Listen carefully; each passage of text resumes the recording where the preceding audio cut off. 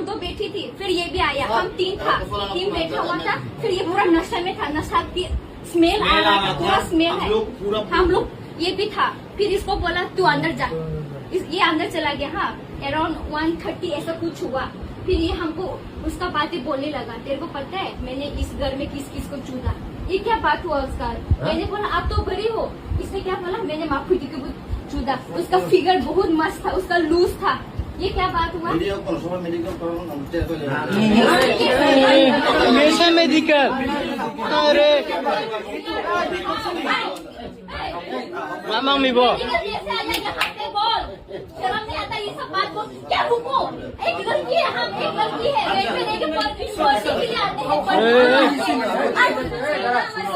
Sir सुनो, हम rent में पढ़ने के लिए आई है, ये सब देखने के लिए आया है। हम लड़की है, एक सेफ्टी होना चाहिए। ऐसा वाला लड़का के लिए अभी लड़की का अपना होते रेप होता है, समझा? हमके थामे वाले रमदे पुलिस, आप लोग पुलिस हो। ये क्या है?